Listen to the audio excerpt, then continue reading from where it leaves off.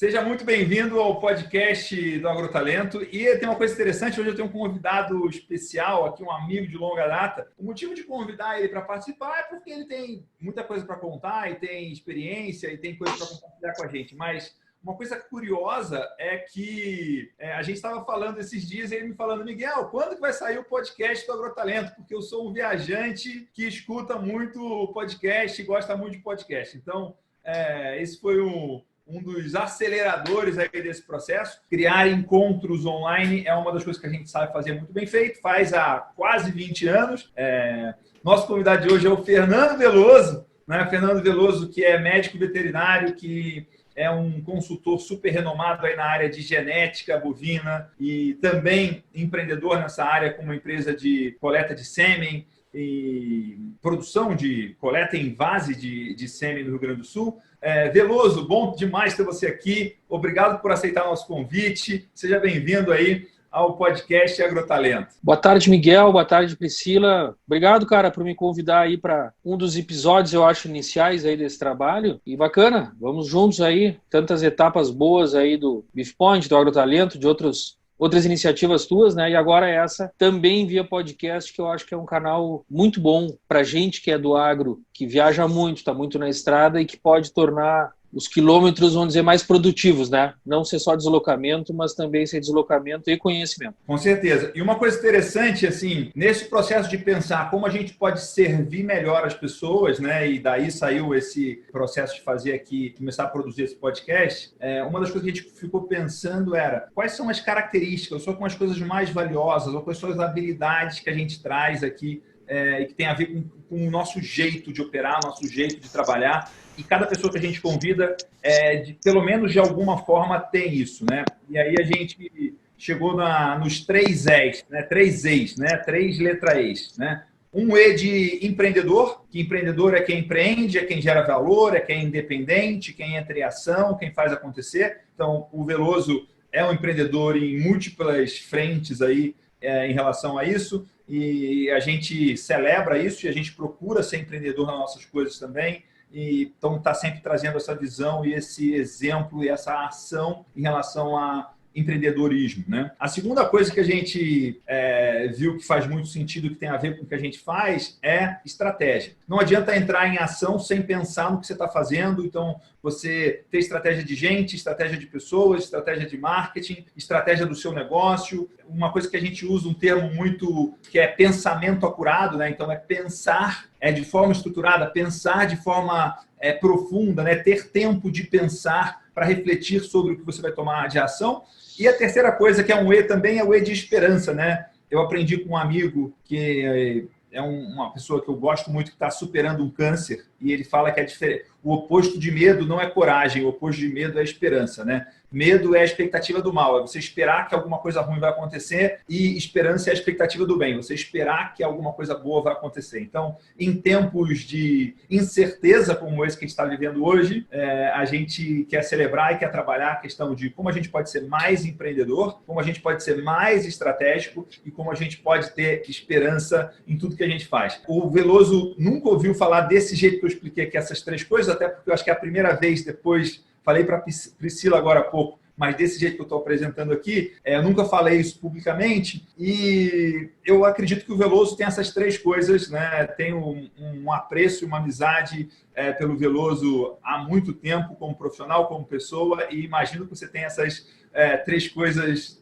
de uma forma ou de outra, né? Você quer comentar alguma coisa em relação a isso, Veloso? Não, é uma perspectiva diferente, né, Miguel? Obrigado por referenciar, vamos dizer dessa forma. Me ajuda a revisar os 3 E's aí, vamos ver. Empreendedorismo, estratégia e esperança. Seguramente empreendedorismo e esperança, eu e a nossa empresa, a assessoria, a CRIO, a minha sociedade com o Dimas Rocha, que é um colega que tudo que eu construí, nós construímos em conjunto, né, no nosso trabalho. A gente sempre teve, vamos dizer, bastante empreendedorismo no sentido de agir, de fazer e de tentar agir de forma diferente à convencional, à tradicional. Ou seja, para mim isso tem a ver com empreendedorismo, né, que é buscar soluções para problemas antigos com a forma nova. Tá? Esperança também, a gente sempre foi muito de acreditar nos nossos projetos, nos nossos trabalhos, empreendimentos, nas ideias. Tá? E agora a estratégia talvez seja das que mais demanda, né, Miguel, método, e que talvez em algumas vezes a gente teve e outras a gente teve um pouco do instintivo e foi aplicando e desenvolvendo, adequando a estratégia na execução, mas talvez seja um ponto até que a gente carece, né? Como a gente é muito do fazer, talvez a gente tenha às vezes pulado um pouco essa etapa do planejar que é necessário,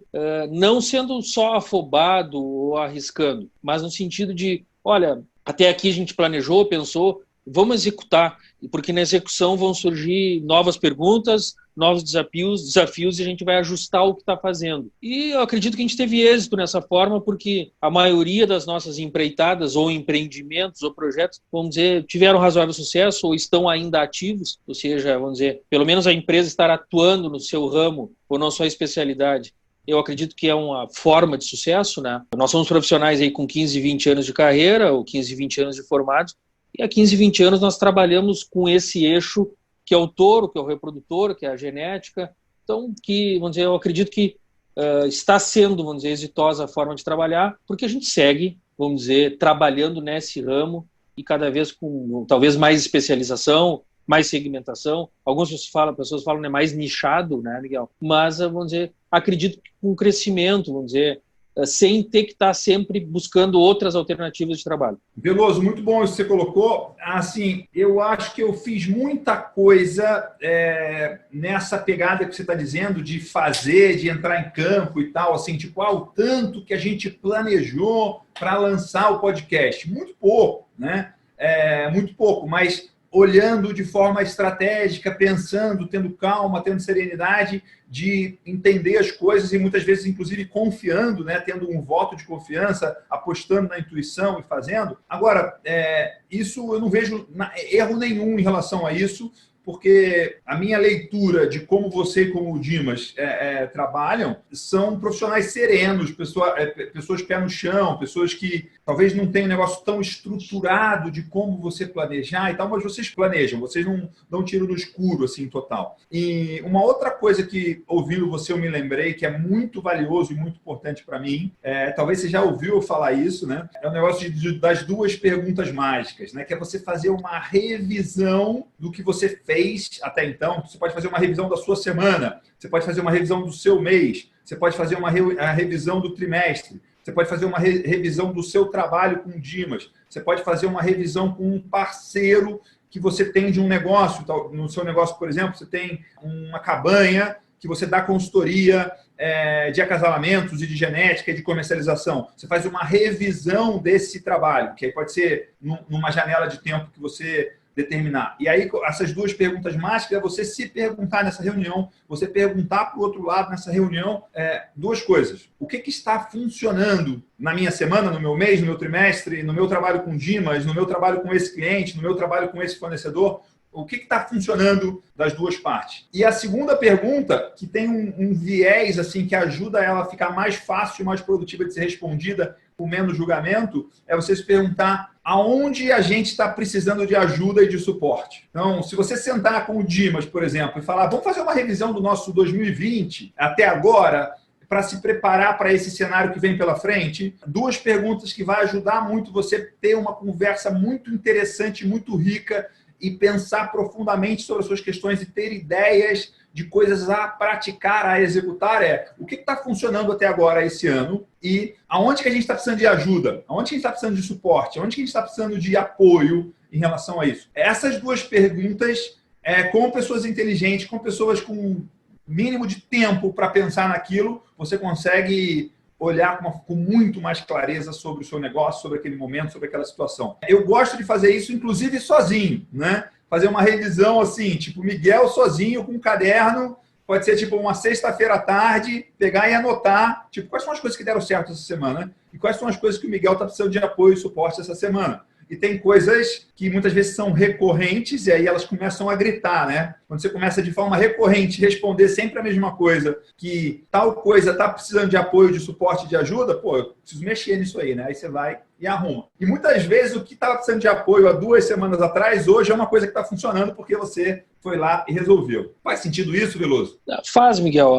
Nós temos um tipo de atividade de trabalho que é o que tu falaste, o cabanheiro, o produtor de touros, e ele normalmente promove um leilão anual de touros. E o leilão tem uma série de coisas muito boas, que uma é assim, ó, tu tens que te preparar para concluir uma tarefa na data tal. Isso eu acho muito bom para qualquer atividade, tá? Ah, meu leilão é 1º de setembro. Cara, a divulgação tem que estar pronta, os convites têm que estar prontos, os animais têm que estar prontos, as decisões têm que ser tomadas até essa data, né?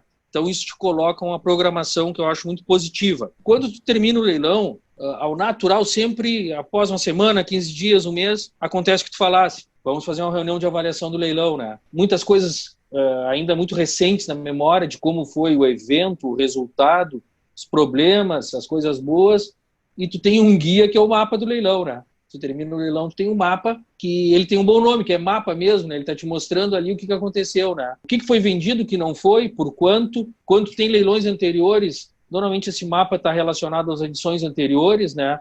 Ó, eu faturei mais, eu vendi mais unidades, eu fiz mais média, eu tive o que a gente chama de defesa, mais defesas, né? Tantos lotes que não foram vendidos, por que não foram vendidos, né? Eu tive mais compradores. Uma coisa que é muito legal no mapa é tu ver compradores fidelizados, que são os que retornam, né? Que eu acho um indicador muito bom, né?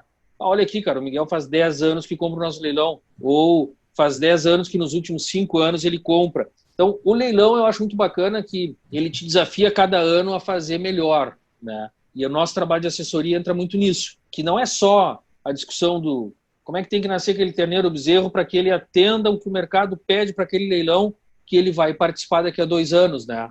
Então, quando a gente define a reprodução, a inseminação, o acasalamento que tu falaste hoje, tem que estar bastante em mente que será o produto daqui a 3 anos, né? Vendendo touros de 2. Então, a atividade de leilão é bem interessante nisso e te obriga a fazer com frequência. E como a gente não está contaminado pelo dia a dia da fazenda, a gente consegue auxiliar bastante com discussões que saem do dia a dia da fazenda, né? Os produtores nos procuram muito por isso, né?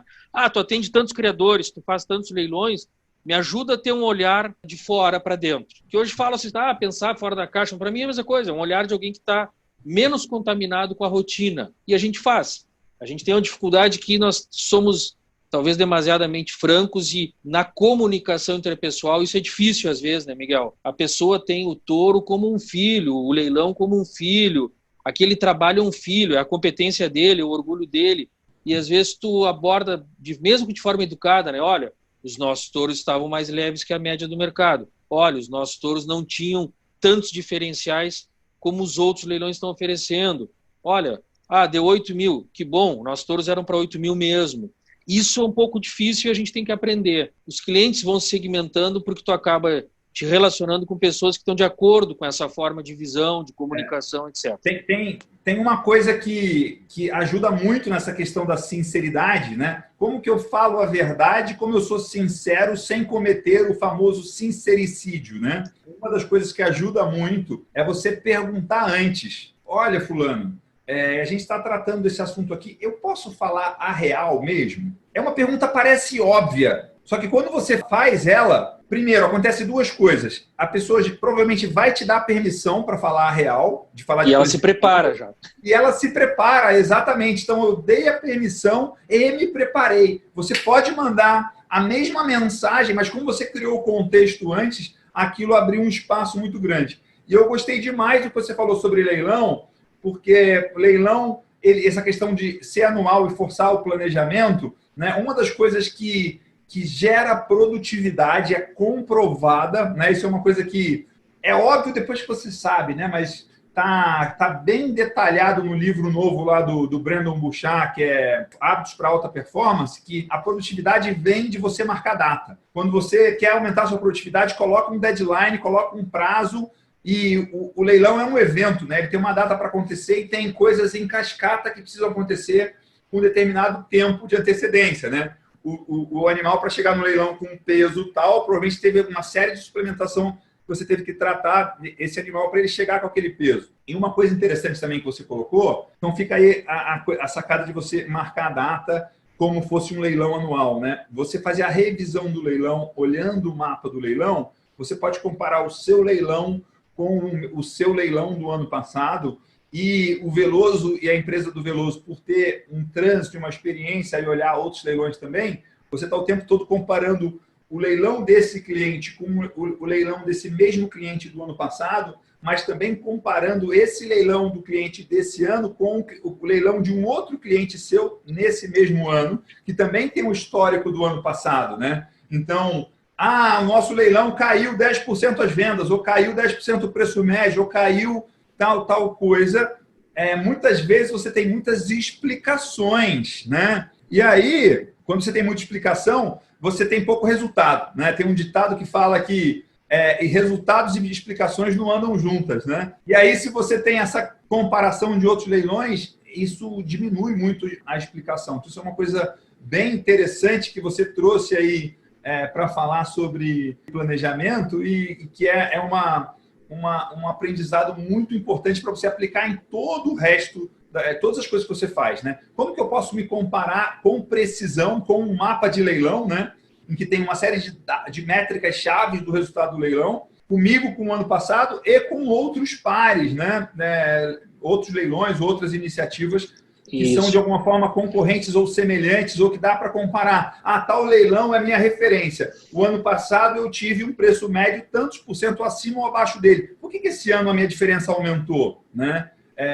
Aí essas perguntas e esse olhar para o mapa do leilão, como você trouxe, faz você evitar explicações e buscar respostas de como agir. Fala aí, e outra questão, Miguel, que no leilão, ou na avaliação do leilão, para nós é bem interessante, que nós sempre fazemos daí a nossa avaliação interna, daí assessores do leilão, né? Nós conseguimos aí entregar para aquele cliente que promove um leilão, que confia na gente em tais tarefas, também o resultado, porque quando a gente tem a tranquilidade, sim, entregamos, eu praticamente estou já, vamos dizer, inconscientemente assim, bom, estou renovado para o ano que vem, estarei aqui novamente ano que vem, porque apesar de ter sido melhor ou pior, eu consegui entregar esse resultado e eu sei que esse resultado é um percentual importante, vamos dizer, do resultado final do leilão. Então isso a gente faz sempre no sentido, olha, eu consegui contribuir com ações e de fato lá com a comercialização, com a venda, eu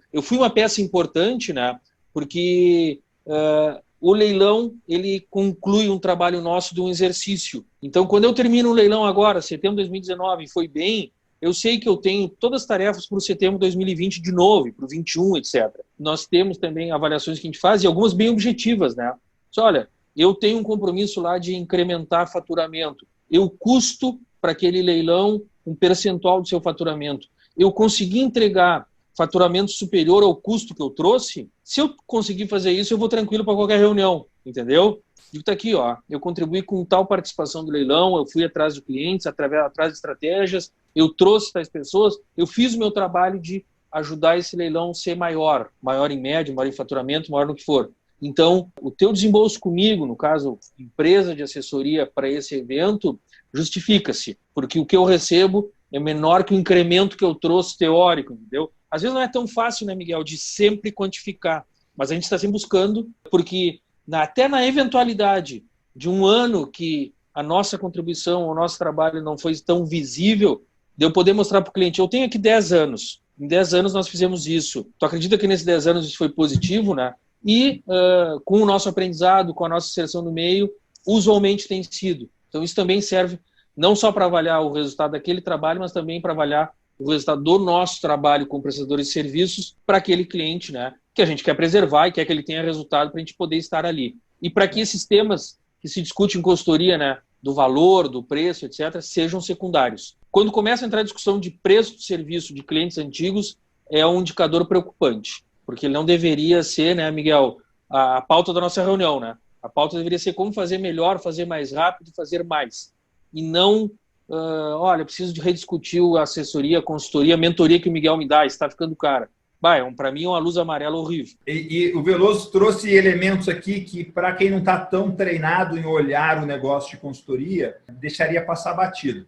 Você vê, Veloso, que o tempo todo você está falando que a sua entrega é uma entrega claramente focada em resultados e toda a sua conversa é baseada em resultados. E você entende o que importa para o cliente que você atende. E, ao mesmo tempo, eu vejo uma preocupação sua muito grande em como eu posso melhorar a minha entrega, o meu servir, a minha geração de valor, o meu trabalho, de forma que você está gerando o resultado para o seu cliente, você tem uma clareza do que esse perfil de cliente específico que você atende precisa, quer, deseja, e você dá conta, é competente, é capaz de entregar, e numa velocidade maior que ele, provavelmente, está exigindo de você mesmo aumentar e melhorar a sua competência. É claro que a gente vai ter um ou outro cliente que você vai perder ou que não vai querer continuar e tudo mais, mas essas duas coisas que você falou aqui são peças-chaves para você ter uma longevidade de clientes bons com você, né? Então, isso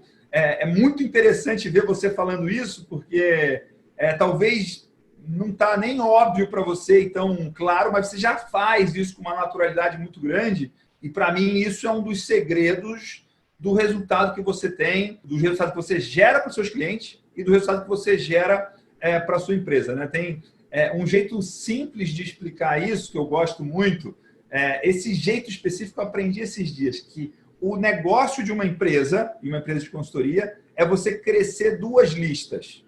A sua lista de potenciais clientes e a sua lista de clientes. Se esses dois números estiverem crescendo de forma consistente, você está fazendo isso, você está fazendo o seu trabalho bem feito. E provavelmente o trabalho do Veloso, talvez ele não está nem... Ele faz várias coisas para promover a consultoria dele, mas o próprio trabalho em si, da maneira que é feito, da maneira que é documentado, da maneira que é explicado, é um grande promotor, né? Porque você está na estrada, você está no campo, você está nos leilões, você está fazendo, os seus clientes são vitrine para você, né? Por exemplo, eu lembro de ir no leilão da GAP, que é para mim um leilão muito famoso e uma referência em leilão, está lá o Veloso como assessor do leilão e ativamente trabalhando no leilão e deu para ver o jeito que você trabalha, um pouco do jeito que você trabalha e do tipo de valor que você gera para quem é o dono do leilão. E você fala, pô, isso aqui é uma grande vitrine também para o Veloso de ver um leilão muito bom, sendo muito bem tocado, em que a empresa do Veloso, não só o Veloso, está lá ativamente há vários anos e continua estando, né? Se você tem um monte de clientes muito bons que continuam trabalhando com você por muitos anos, e eu sou um cliente problema que azucrino e encho a paciência do Veloso, eu estou errado, né? Isso ocorre, Miguel, no seguinte sentido. Tu deu um exemplo bom, né? A GAP é um evento super renomado, super referenciado, vamos dizer, na nossa atividade, que é prestar assessoria na área de reprodutores e genética em taurinos, né? Vamos dizer, gado europeu, gado sintético é o nossa atividade principal aqui. Estar com a GAP é essa chancela, né? Olha, quem é pelo menos o mais importante em volume, o maior vendedores de touros do Brasil de raças europeias, né? Bom, é a GAP, né? Tem outros vários importantes, mas do ponto de vista de número, seguramente a GAP. Não, então nós estamos lá há vários anos trabalhando com eles e dando essa fração de contribuição para o leilão, que tem a ver com planejamento, tem a ver com organização e tem bastante a ver com comercialização, né? E tem, seguramente, para nós é muito positivo e para a GAP deve estar sendo também, tanto que a gente mantém e renova-se essa parceria anualmente. E essa renovação ela é diferente de uma renovação, né, Miguel? De arrendamento, de aluguel, etc., que tu tem que renovar o contrato, rediscutir, etc., né? A boa renovação para mim é essa que é automática, né? Ela não é discutida. É né? Óbvia, né? É óbvia. Eu quero óbvia, muito, né? Tu tem os parâmetros bem definidos. Isso eu acho interessante, que a gente com o tempo foi aprendendo nessa questão de honorários. Se os honorários se basearem em percentuais, em quilo de boi, em salários mínimos, tu não entra mais nessa discussão dessa revisão, né? Tu tem um parâmetro que é compreensível e que o mercado se ajusta. A variação do preço, né? Então tu não precisa mais discutir, né? Tu te remunerou de que forma naquele leilão? Tu te remunerou com 1,5% mais despesas, não precisa discutir mais, né? Salvo que a pessoa queira revisar aquelas bases. Vamos dizer, é razoável querer discutir em algum momento, etc., né? Mas tu passa a ter um negócio que o teu tempo dedicado em vender o teu serviço, que é um tempo que às vezes toma muito da gente, né? Tu não está dedicando mais tempo.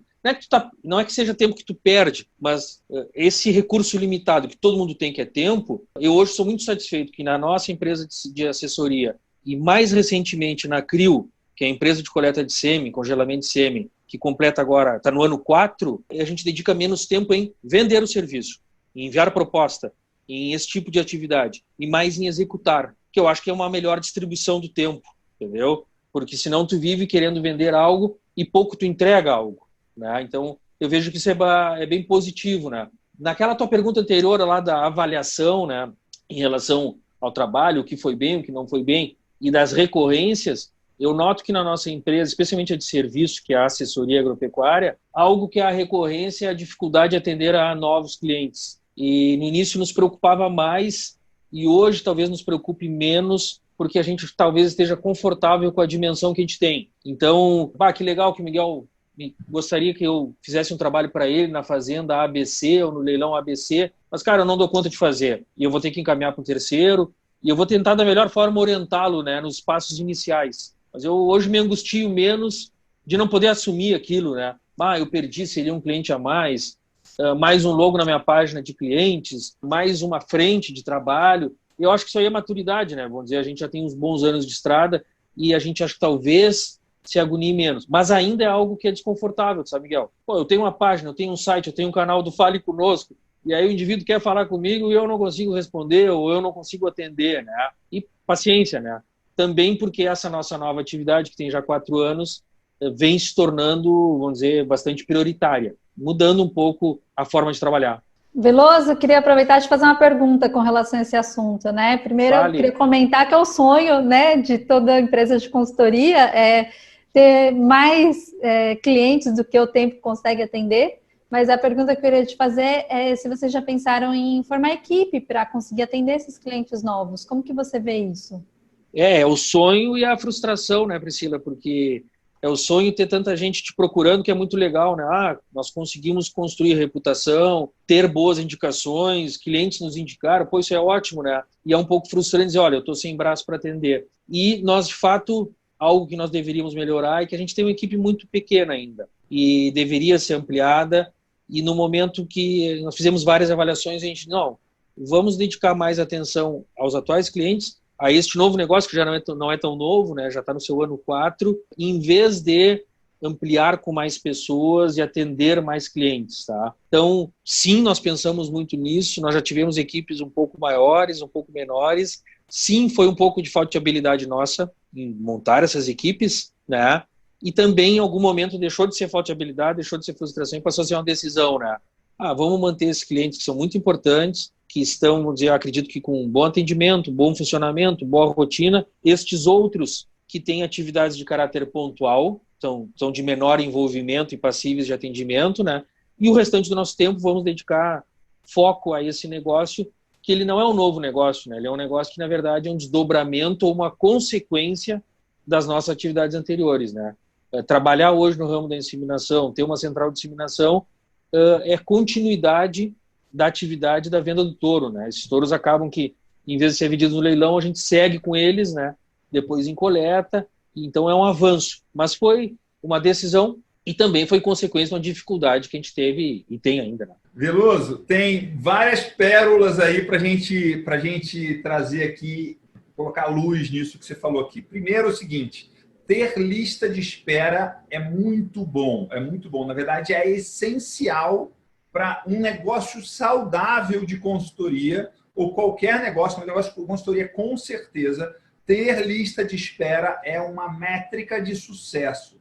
Se você não tem lista de espera nenhuma, significa que você tem uma chance grande de você estar trabalhando com ociosidade e, que é pior ainda, você está trabalhando com clientes errados. E o que eu quero dizer é, uma métrica chave para mim de sucesso numa empresa de consultoria é: eu tenho uma estrutura, eu tenho um trabalho de marketing, eu tenho uma reputação, eu tenho um relacionamento com o mercado em que é possível eu demitir um cliente se necessário, né? E aí, quando isso acontece, mas Miguel, você vai pisar nos clientes? Não, de jeito nenhum, vou tratar eles incrivelmente bem. Mas não necessariamente todos os clientes que chegam para mim ou chegam para você são clientes que estão totalmente alinhados com o seu trabalho, com o seu jeito, com a sua expectativa e tudo mais. E é claro que a gente tem ficado cada vez melhor em selecionar clientes antes dele entrar, porque do mesmo jeito que o melhor momento de demitir um funcionário é antes de contratar, o melhor momento de demitir um cliente é antes dele fechar com você, né? Então, se você criar uma série de maneiras de segmentar, de dizer para quem é, para quem não é, de fazer perguntas, de entender, de checar antes, né? De fazer a pergunta, eu posso falar a real para você, eu posso falar de coisas desconfortáveis, testar essa experiência, isso ajuda muito. E o que eu estou vendo o que a gente está falando aqui, e eu já não esperava que fosse diferente, né? Você tem, pelo tempo de trabalho, pelos resultados que você gera, pela reputação que você tem, a credibilidade que você tem no mercado, pelo o que a gente chama de ativos, né? Tipo, tudo que você construiu ao longo dos anos de trabalho só vão ampliando, vão empilhando resultados e coisas que facilitam cada vez fazer mais negócio ou negócios melhores, ou alinhar e escolher com quem você quer trabalhar. Da nossa parte, isso também tem acontecido, e com isso dá uma tranquilidade muito grande, porque um cliente pode falar, olha, eu não quero trabalhar mais com vocês, por algum motivo, muitas vezes por uma questão deles mesmo, né? Por uma questão de momento de vida, por uma mudança de negócio, né? N motivos. Outro dia um cara falou, eu quero me descadastrar da lista de e-mail do BeefPoint, porque eu não tenho mais fazenda, né? Não opero mais nesse mundo, nesse mercado. Então, tá tudo bem, né? Tudo certo. Então, esse é uma coisa interessante, porque muita gente que não está no estado que você está, não está no estado que a gente está, acha que isso que a gente está falando aqui é impossível. Não existe lista de espera, não existe escolher cliente. E o Veloso é a prova viva que é possível, a gente é a prova viva que é possível, e eu posso garantir para você que a vida é muito melhor desse jeito do que quando você tem que implorar e chorar e, né, ajoelhar para qualquer cliente que queira te dar dinheiro e você se virar depois para entregar, e se virar depois para se relacionar, se virar depois para lidar com expectativas infladas ou não realistas, né? Então, tudo isso é bem importante de você ter clareza. Mas, para isso, você precisa ter uma competência em trazer clientes para dentro de casa e ter uma competência em manter esses clientes dentro de casa, né? Entregar valor, gerar resultados e fazer acontecer. Então, é muito legal ver você falando isso, porque acho que a gente nunca falou sobre esse assunto assim, e ao mesmo tempo a gente é amigo e parceiro, e você é de longa data, e você fez Agrotalento em 2015, se eu não me engano, né? Da turma, acho que é da turma 2. A gente, não tendo falado nada sobre isso até hoje, a gente tem um alinhamento muito grande em relação a como operar e como trabalhar, né? Então, isso é bem bacana de ver, assim. Então, é por aí, Miguel. E, como tu falou, essas coisas todas acontecem, são viáveis, são reais, em N ramos, em N empresas e pessoas que têm, vamos dizer, bom desempenho, boa participação no mercado, né? Mas são consequências de construção, né? E essa construção, ela é de muitas fontes diferentes, de muitas coisas que tu fez, de muitas coisas que tu decidiu, de muitos lugares que tu foi, de muitas pessoas que tu ouviu, de muitos trabalhos que tu fez. É bem difícil falar, né? Eu, até hoje, vamos dizer assim, acabo conversando um pouco mais desses assuntos, porque eu tenho usualmente algum estagiário ou algum colaborador novo e que ele está cheio dessas curiosidades, né? Mas como é que faz isso? Como é que precifica aquilo? Como é que aceita isso? Como é que não aceita aquilo, né? Como é que combina? Dificuldades de quem presta serviço, né? Seja individualmente ou na empresa de consultoria, né? É difícil, às vezes, transferir essa informação para a pessoa, que é uma construção de muitas coisas que tu faz e que a maioria delas devem ser meio acertadas para tu chegar a um ponto de tu ter uma boa procura, uma boa reputação, etc, né? Eu estava ontem agora envolvido com questões de família, e aí eu fui aqui num médico que atende meu pai, depois eu subi no outro. Aí no outro médico, o neurologista, a gente estava numa luta ali para conseguir um encaixe de uma agenda, né? E nós saímos dali, a cuidadora do meu pai disse, não, esse doutor aqui está difícil, mas ele é seguramente o melhor neurologista de Porto Alegre que a gente pode ter. Então, assim, ela tinha uma clareza, assim, que valia a pena insistir e tentar, porque ali era uma muito boa fonte de ter um suporte adevido, ter informações corretas. Tipo assim, olha, está sendo difícil, né? Conseguir o tempo na agenda dessa pessoa, mas vale a pena, né? Então, assim, se é que tem uma conclusão que é difícil, né, Miguel? É que a gente tem que conseguir que o cliente, o mercado, entenda que essa questão do valor, né? Que fala tanto do valor das coisas, né? Então, olha, cara, isso tem valor. Teve que esperar, teve não sei o quê, se foi um pouco mais difícil, sei lá, tem valor. E no momento que as coisas passam a ter valor e ter reconhecimento, elas rodam mais naturalmente. E tu sai dessas discussões de preço, de condições, de outras coisas, para algo que tu foi para um negócio, ou para uma cadeia, ou para um setor, ou para um ramo, onde é percebido valor, né? Isso tem uma coisa muito interessante, tem uma história que aconteceu comigo, que é assim, eu estava numa pizzada da família da minha mulher, e aí o tio dela, que eu não sei exatamente como que ele sabe o que eu vendo, e não sei nem se ele sabe exatamente o que eu faço, o que eu vendo, e o preço das coisas que a gente vende. Bom, mas ele, pelo menos, ele tinha uma ideia. Ele tinha uma ideia. E aí ele me chegou, já tinha tomado uns vinhos e tal, é um cara executivo de multinacional, de muito sucesso, pessoa muito, uma cabeça muito boa e um cara muito engraçado, né? E aí ele chegou para mim e falou assim, Miguel, me diz uma coisa, como que você consegue cobrar tão caro as coisas que você vende, né? Aí, quando ele falou isso, tipo, eu dei uma risada, assim, né? Tipo, olhei, assim, eu já tinha tomado vinho também, né? Aí eu olhei para ele, né? E eu não fui me perguntar, tipo, não fui perguntar o que ele sabia, o que eu vendia, qual o preço, se ele achava caro ou não. Eu falei, tio, né? Eu chamei de tio, é tio da minha mulher, eu chamo de tio. É muito simples, é muito fácil cobrar o que você está chamando de caro, né? Ou cobrar muito por algum tipo de serviço de trabalho. É muito simples, não é fácil, mas é bem simples. É só você ter alta competência em resolver problemas muito grandes. É isso aí. Né? Se você... puxa, o serviço do Veloso é muito caro para o leilão. Se eu resolvo um baita problema de um leilão, é fácil vender isso. E se a pessoa do outro lado também acredita que você dá conta de resolver, na sua competência em resolver, nos resultados que você já gerou, né? E por isso que quanto mais você tem uma linha estratégica de trabalho, o segundo E dos nossos 3 E's aqui, né? Eu faço um trabalho de forma consistente, eu tenho clareza no resultado que eu entrego, eu tenho prova de que eu entrego esses resultados. E isso está cada vez mais claro, porque eu tenho anos e anos gerando aquele resultado e provando os frutos disso. Cada vez fica mais fácil a pessoa falar, bom, esse valor que eu estou pagando para o Miguel aqui não é pouco. Esse valor que eu estou pagando para o Miguel aqui é significativo, porém vale muito a pena.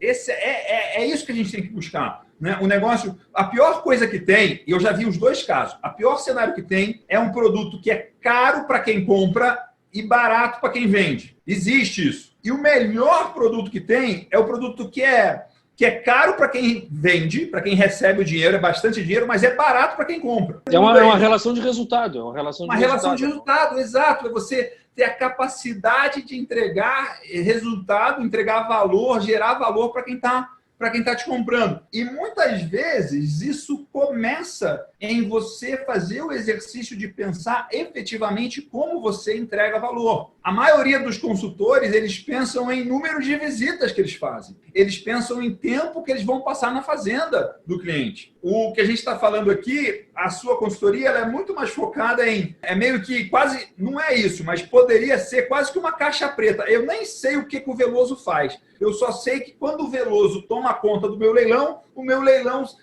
vende muito mais do que custa eu contratar o Veloso. Então, eu não tenho nem que perguntar. Com certeza o Veloso está lá. Tu sabe, Miguel, que isso tem muito sentido, porque logo que a gente começou esse trabalho, bom, e aí tem mais de 10 anos esse trabalho de consultoria em leilões, né? Nós estamos indo para o ano 13 ou 14, com esse negócio estruturado, formatado, com nome, com site. A gente faz isso há mais de 15 anos, mas ele passou a ter uma cara, vamos dizer, mais profissionalizada há 12, 13 anos, né? No início as pessoas nos perguntavam muito e nos pediam muito essa questão assim mas quais são as tuas atribuições, as tuas tarefas, os teus prazos, né? E aí tu tinha que ter uma proposta muito bem detalhada, o que eu faço, o que a leiloeira faz, o que o proprietário faz, quantas visitas vão acontecer, porque também envolve muitas idas a campo, né? Não é só o trabalho do dia do leilão, né? Tem trabalhos prévios bem importantes, né? Mas eu notava que no início lá, talvez nos primeiros 2 ou 3 anos, havia muito essa questão de detalhar uma proposta descritiva das atribuições. Isso acabou, eu não mando mais, eu não discuto mais. Primeiro porque as pessoas entendem bem o que a gente faz. E segundo é que elas entendem, vamos dizer o seguinte, olha, o que importa é ao cabo lá do final do leilão, esse resultado ter sido entregue. Claro que não há problema nenhum alguém te pedir o máximo do detalhamento, da informação, não há, não. Mas eu digo, essa fase ela hoje é menos presente. Né? Então tem muito a ver com o que você está falando. Né? A pessoa está menos preocupada com o pré-contrato, com o contrato, de o que consta ali detalhado, e mais preocupado com que resultados essas ações vão trazer. Outra coisa, Miguel, que é interessante, que eu ouvi um pouco o teu trabalho lá sobre o agro para consultoria, né? Agroconsultores, esse nome, né? Agrotalento Consultores, sim. E eu achei interessante ali algumas discussões que tu fez a respeito de honorário, de preços, etc. Uma coisa que eu notei também nesses anos, Miguel, é que muitas vezes os consultores querem oferecer ou atuar em áreas que estão estabelecidas e com preços já definidos e referenciados, e é mais difícil, entendeu? Tipo, eu vou oferecer um serviço que muitos profissionais, meus colegas competentes já oferecem e isso já está bem precificado, sabe? E talvez não seja uma grande necessidade. Uma coisa que todo mundo já está vendendo igualzinho e quer dizer qual que é o seu preço. Ao passo que quando a gente teve essa experiência de iniciar essa assessoria a leilões de touros no sul do Brasil, porque a assessoria de leilão não é uma grande novidade, muitos colegas fazem com os zebuínos, né? Mas seguramente nós fomos os primeiros, nesses últimos 15, 20 anos, a fazer ou a serem solicitados a fazer. Eu até nem digo que é pioneirismo nosso, é até pioneirismo de quem nos pediu de fazer assessoria para esses leilões, tá? E aí, nós assim, como é que nós vamos precificar esse negócio, Dimas? Cara, quanto cobra-se por isso, por aquilo? Quanto é o envolvimento? Quanto que a gente ficaria confortável em receber? X? Tá, e quanto que os outros cobram? Não tenho a menor ideia, porque ninguém está fazendo isso. Mas eu acho que tu parte do marco zero muito melhor, né, Miguel? Entendeu? Porque a pessoa tem a necessidade, tem o interesse, tu tem condições de oferecer aquilo e tu não parte de um assunto que está parametrizado, referenciado com a cotação, né? Entendeu? Então, tu tens a possibilidade de ir construindo isso. Então, eu acho que foi muito bacana. Outro dia eu estava aqui fazendo umas revisões de documentos, botando muita coisa fora, que estava ainda em meio impresso, né? Cara, e tinha leilões de 12, 13 anos atrás. Eu digo, cara, olha aqui, cara. Isso aqui corresponde a X mil quilos de boi, a X arroba, a X dólar. Isso é um monte de dinheiro, cara. Você vê que maravilha, eu cobrei isso aqui 15 anos atrás, entendeu? Também nem parâmetro tinha, né? E foi bom, porque eu analisei aqui, eu tinha o mapa, o demonstrativo, o trabalho meu, né? Não, mas foi legal. Olha aqui, ó, eu fiz isso e isso. O leilão teve tal resultado e eu recebi isso. E talvez alguns daqueles valores no dia de hoje fossem considerados muito elevados, sabe? Mas eu fiquei muito grato em olhar esses papéis velhos, assim, né? Mas você vendeu, recebeu, você ficou satisfeito, o cliente ficou satisfeito. Por que é elevado? Eu acho que todo mundo ficou satisfeito, cara. Acho que todo mundo ficou satisfeito. Entendeu? Isso assim, é uma definição que eu aprendi, Veloso. Para você ficar tranquilo em relação a isso, é o seguinte: o melhor preço que você pode cobrar, porque o jeito... qual é o melhor preço que você faz em tal coisa? É uma pedida de desconto, né? Não é isso que eu estou falando. Qual que é o melhor preço que você pode cobrar? É o preço que o seu cliente ideal, não qualquer um, o ideal está disposto a pagar. Não é a sua mãe, a sua irmã, o seu marido. Ninguém tem que achar bom esse preço. Quem tem que achar bom é o cliente ideal que vai comprar. É uma fazenda que mexe com genética britânica, que vem um leilão anual de tantas cabeças e fatura tanto e tal. Esse é o meu perfil. E eu falo, é tanto, e ele fala, ok, ninguém mais precisa gostar desse preço. Só o seu cliente ideal. Se tá outro dia certo, tá tudo certo, né? E vai ter gente que nunca vendeu coisa pelo preço que você está vendendo, dizendo que está errado, né? Exato. E aí, outro dia eu estava aqui vendo na internet coisas e eu vi uns colegas aqui oferecendo um trabalho que era para pecuaristas aqui no Rio Grande do Sul e era relativo a recursos humanos na fazenda, tá? Eu até não entendi muito bem, mas a ideia é que era algo bem especializado, né?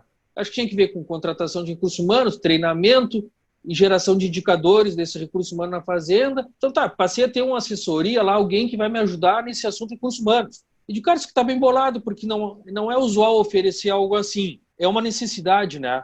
Nosso negócio é feito de mão de obra, de pessoas trabalhando. Um dos maiores ativos das fazendas são as pessoas, né, que trabalham ali. Então, cara, se tem alguém que tu pode contratar, que já tem alguma expertise, que pode te orientar, que pode fazer isso aí para ti, e com certeza, muita gente que está nos ouvindo que trabalha com fazenda tem problemas com o pessoal, porque isso é recorrente, né? Todo mundo que tu conversa de fazenda, e aí a fazenda, a pastagem, o gado, tudo bem, mas eu estou com uma dificuldade, pessoal. O peão, o capataz, isso é recorrente, sempre, né? Sempre.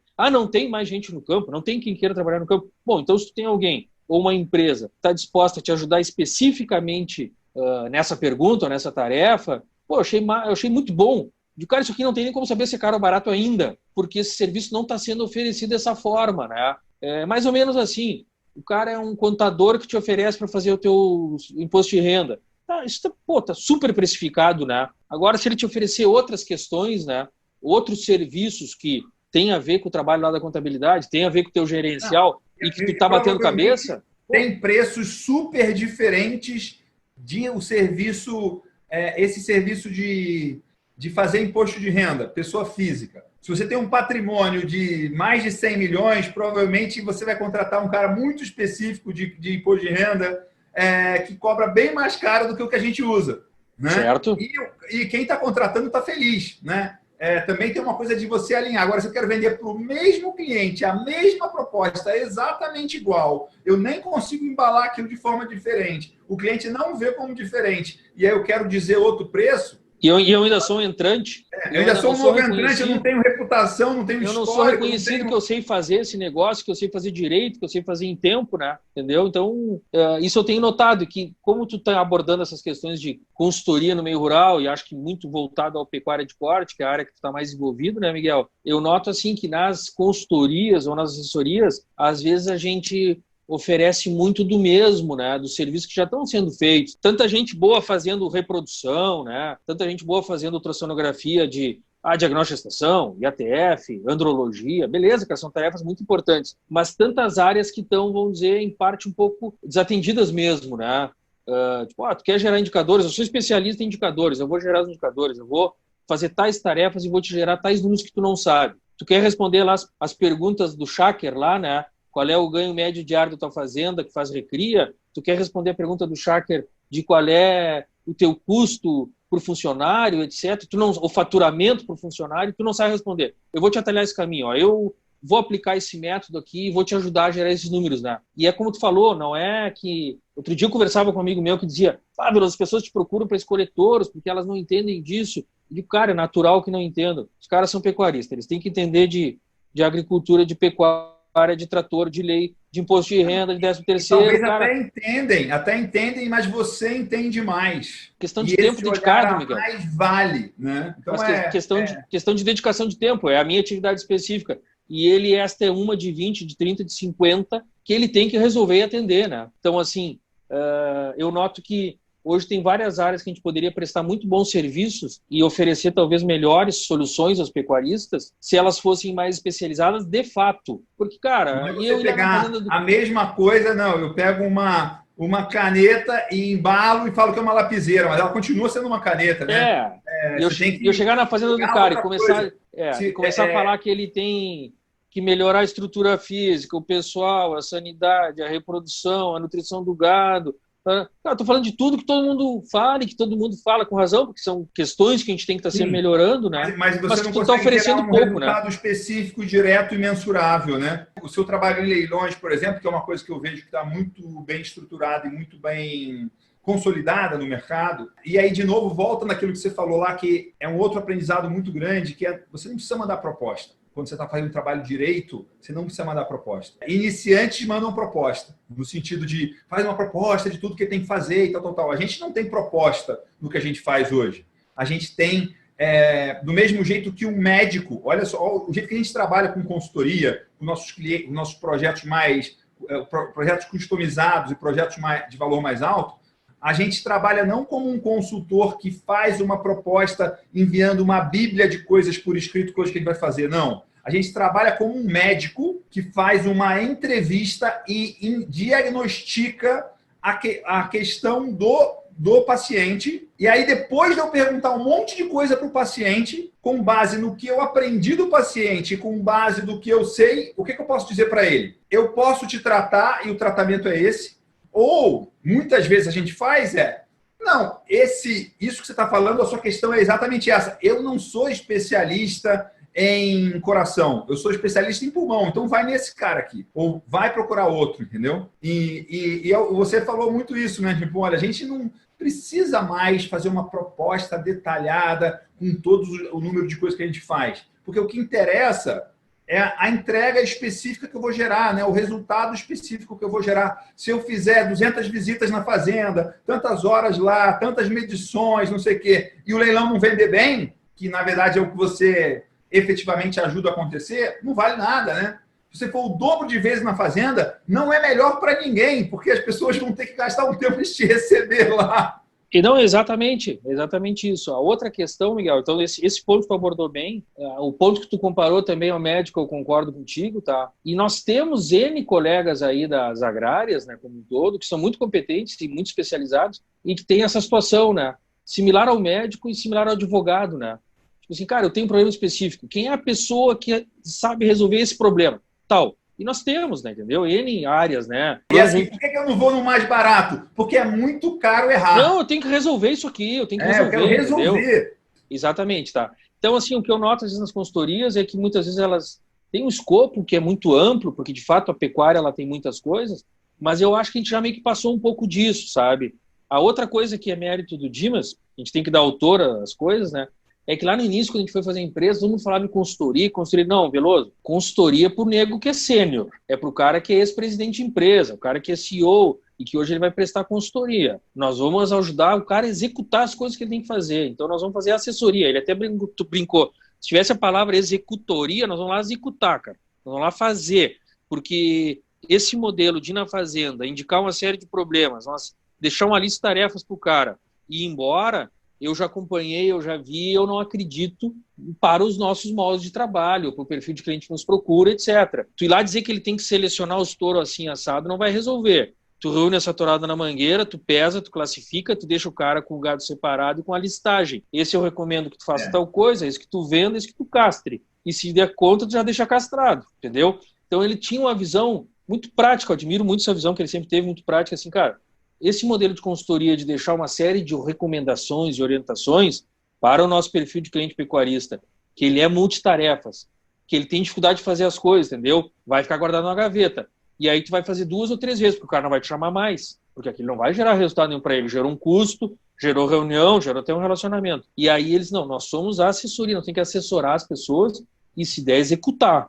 E hoje ainda está no nosso trabalho, as pessoas que trabalham conosco, elas vão muito a campo, para que a tarefa seja feita. Eu e o Dimas nos desenvolvemos também na parte estratégica, pensar fazendo a longo prazo, leilão a longo prazo, perfeito.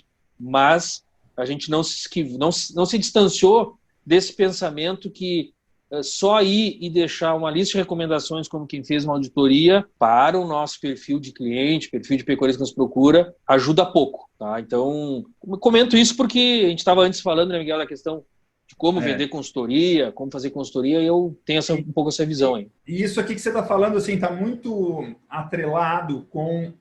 tem 2 coisas aí. Você falou que a gente trabalha muito, que está dentro dos 10 passos aí que a gente trabalha com consultores. Um é ter clareza de quem é efetivamente o seu cliente ideal, e quanto mais aberto a pessoa acha que ela não vai perder cliente, quanto mais aberto ela está, quanto mais ela fala que trabalha com todo mundo, mais ela vai perder, não vai fechar com ninguém. Porque se ela fala que trabalha com todo mundo, ela não é excelente, ela não vai ser a número 1 com ninguém, ela vai ser mais uma opção para todo mundo, não vai ser a primeira opção para alguns, que é o que você deseja. E outra coisa, o que você falou agora por último, essa lista de recomendação versus assessorar e ajudar a implementar. A maioria das fazendas, muitas vezes, o que elas precisam, o que está faltando ali não é saber o que precisa fazer, né?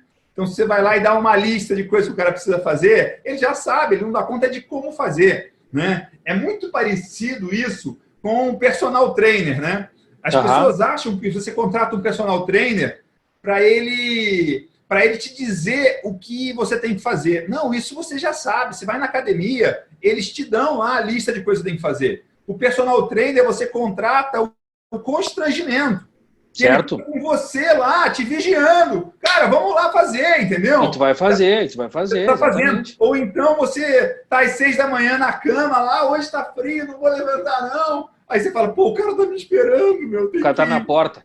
Aí você tem que ir, né? É meio que parecido esse processo. Quando você entende qual é o problema a resolver e qual que é o problema que, se resolvido, você gera valor, aí você muda a entrega do seu serviço que vocês fizeram com maestria lá atrás, né? Tipo, o cara precisa de acompanhamento para entregar o resultado, né?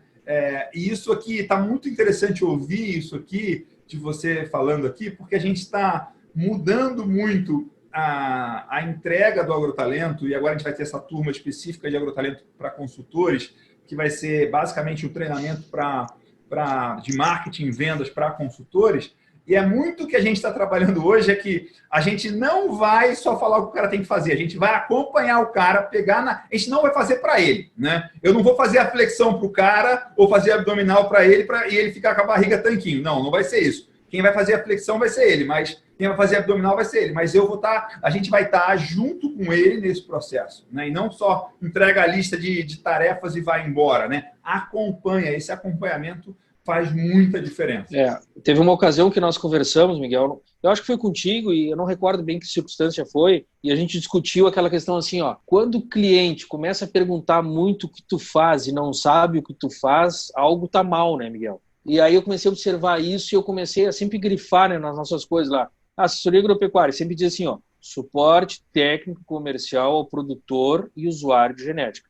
É um pouco longo, mas é isso aí, ó. Cara, o nosso negócio vinha ser a genética, que é o reprodutor. O nosso eixo é o touro. É o cara que faz o touro, o cara que compra o touro. E o suporte é técnico e comercial. É como fazer e como tentar vender, ou como vendê-lo, tá?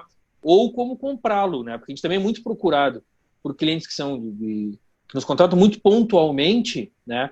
Que ele precisa um apoio para a compra do touro. E aí a gente direciona os nossos clientes para quem tem aquele produto que atenda a necessidade dele, né? Mas também é um cliente que nos procura e que a gente tem pouco envolvimento e a gente presta serviço. Mas, assim, a gente tenta grifar ao máximo que os nossos serviços estão sempre girando nesse entorno que é o touro, que é o reprodutor, que é o sêmen, etc. Então, até hoje eu sou procurado em função de exportação de gado vivo, que eu trabalhei um período no Minerva, né? E as pessoas me procuram e eu digo, cara, eu tô há tanto tempo fora disso, vou te dar as tintas. E daqui tu procura tal pessoa, entendeu? Porque ainda tem muito interesse. Tu deve ver aí no Beef Point, no AgroTalento, é um tema que gera muito interesse, porque ele tem, de fato, muitas oportunidades comerciais, muitas oportunidades de negócio, né? E gera muita curiosidade, muita gente quer participar disso, né? Mas hoje eu me procuro e digo, cara, eu não atuo nisso, eu vou te encaminhar para A ou B. Ou no máximo assim, tu tem que receber alguém. O que eu posso fazer é o seguinte, eu vou levar esse visitante no lugar para ele ver o produto que é assim assado, vai te custar X, encerra, entendeu? Porque tu não pode também estar abraçando tantos projetos, oportunidades que surgem, né? Mas isso que tu falou, Miguel, de quando o cara coloca uma mensagem, uma empresa muito ampla, que faz tudo, provavelmente ele não vai estar no escopo de ninguém. É que nem oficina, né, cara? Tu passa na oficina, o cara diz que é elétrica, que é geometria, balanceamento, que é motor... Cara, esse cara não faz nada, entendeu? Agora tu passa numa que ela é muito especializada, tu acredita, não, esse cara entende disso, né? Se eu tiver tal problema, eu vou aqui. Né? Então, eu acho que é uma boa analogia aí. Isso é muito interessante. Priscila, você quer perguntar aí? Eu quero fazer uma pergunta para o Veloso, mas voltando ao assunto que ele já mencionou, né? Da evolução dele, do começo da carreira até hoje, dessa evolução de proposta que hoje fala muito mais de resultados do que em si visitas, etc, etc. Então, eu queria saber dele, assim, que dicas que ele pode dar para quem está começando. O que ele teria feito de diferente? Que conselhos que ele gostaria de ter recebido que ele teria agido de forma diferente? Uma boa pergunta, Priscila. Assim, hoje o que eu vejo é que tem muito boas empresas, especificamente nessa área de atuação que é consultoria a pecuaristas, né? Tem muito boas empresas trabalhando e que eu gostaria de ter tido a oportunidade para a gente ter trabalhado, estagiado em algumas, para entender mais sobre o método de trabalho, né? Quem faz o quê, quem se reporta a quem, ter bem claro tais funções, porque eu fui muito aprendendo com outros colegas veterinários e também com início da minha carreira profissional, muito com aquele tentativa e erro e acerto, né? E muitas vezes despendendo mal o tempo no sentido de que viajei, realizei trabalhos que não tiveram avanço, né? Então hoje tem tantas pessoas trabalhando de forma organizada, com método, especializadas, que eu acho que todo mundo que puder passar por alguma dessas empresas, das mais diversas, né? E entender como trabalha-se de forma, vamos dizer, assim, sistematizada, com atribuições claras, etc., eu acho que pode ser um bom aprendizado. Porque apesar da gente das agrárias ter muita formação generalista, acaba que é importante tê-la, mas na execução a gente já vai acabar sendo mais solicitado em função de alguma especialidade da gente, né? Então, desenvolver esse método de trabalho não é algo fácil, né? Ele é muito, assim, de tentativa. Então, quem puder, me referindo mais ao jovem, né, o cara que vai se formar ou não se formou ainda, puder ver um pouco como é a rotina dessas empresas que trabalham em tantas áreas, né? Vai ser pago para aprender, né? Na pior das hipóteses, é trabalhar de graça, né? Exatamente, entendeu? Eu acho que é um bom Você começo. Vai errar com o dinheiro dos outros. Bom começo, né? Eu, na época de estudante, eu queria tentar lá, um estágio na FNP, um estágio na Scott, até não sei se a FNP hoje está ativa, mas que era uma referência muito importante, né? Que a gente tinha, né, da FNP, que publicava no OPEC, né, Miguel? eu lembro que eu digo, como é que esses caras fazem isso? Como é que esse pessoal tem essa informação? Como é que será que é a rotina? O que essa gente faz lá naquele escritório, né? Eu acho que quanto mais oportunidades a pessoa tiver de ver como as empresas que ela admira e profissionais que ela admira trabalham, né? É importante para a pessoa... A gente tem recebido vários estagiários lá na CRIO mesmo. Usualmente são técnicos agrícolas, né? E eles têm uma curiosidade, um interesse. Mas como é que é essa rotina aí de ter um touro, cuidar, congelar sêmen, despachar, enviar para outro estado, exportar para outro país, né? E a gente nota que as pessoas, depois que estão lá, elas, não, agora eu compreendi o que se faz aqui, como é o negócio, etc. Eu acho que seria legal hoje, tem tantas boas empresas, de tentem entender de fato como as empresas trabalham, como essas rotinas acontecem e como elas conseguem transformar isso num serviço ou num produto que vende-se alguém, né? Muito bom. Segue aí, Priscila. Vocês têm mais 2 perguntas para você fazer, que vai ser legal ouvir o Veloso. Isso aí de você desenvolver um método de trabalho é muito importante e, para mim, assim, Veloso, uma coisa que eu vejo os maiores erros de quem quer ser consultor é que a pessoa ela é cada dia melhor em conhecimento técnico da consultoria específica que ela quer prestar. Mas ela não tem habilidade de venda, de negociação, ela não sabe se posicionar no mercado, ela não sabe lidar com cliente, ela não sabe lidar com pessoas difíceis, ela não sabe fazer uma série de coisas que são muito chaves para qualquer negócio, em especial um negócio que é high touch, né, o termo bonito, que é um negócio que tem muita interação humana, e quando eu compro uma consultoria, eu vou continuar interagindo com aquele consultor durante todo o processo de entrega da consultoria. Então, você tem que ser muito hábil em criar esse ambiente em que você cria conexão com o seu cliente, ao mesmo tempo que você cria uma conexão com liderança, né? Porque você vai ter que dar ordem no seu cliente ou dar comando no seu cliente e ele vai ter que obedecer. Porque se ele não obedecer o que você falou, ele não vai ter o resultado. E se ele não tiver o resultado, ele vai comprar de novo, nem vai recomendar. É muito interessante ver que você vê pessoas que entendem tudo de pastagem, ou tudo de adubação, ou tudo de soja, ou tudo de genética, ou tudo de Nelore, ou tudo de ambos, mas não entende nada de gente, não entende nada de marketing, não entende nada de vendas, nada de negociação e nada de posicionamento. A chance desse sujeito ir muito bem é muito baixa. De acordo, Miguel. Aí entram algumas questões que eu vejo assim, temas que tu aborda muito nos teus treinamentos, nos teus eventos, que é de crescimento pessoal, né? Como tu falou, às vezes a gente está muito dedicado ao crescimento, ao conhecimento técnico e pouco atento às questões do crescimento pessoal e das relações interpessoais, né? Então, parte disso não adianta, né, meu amigo? É só o tempo mesmo que vai te dar. Então, hoje mesmo, às vezes eu tenho alguns colegas que eu trabalho, me relaciono, né? Que são de outra geração, né? A turma que está com uns 25 anos, eu estou com 45, né? E eu fico até admirado, assim, cara, você vê que situação, o cara, ele estava numa situação complicada, o cliente ou o funcionário foi grosseiro com ele, ou ele estava numa situação ali de desgaste. O cara saiu bonito, entendeu? O cara não se dispôs, o cara foi maduro, o cara respirou e disse que, cara, vamos retomar esse assunto amanhã.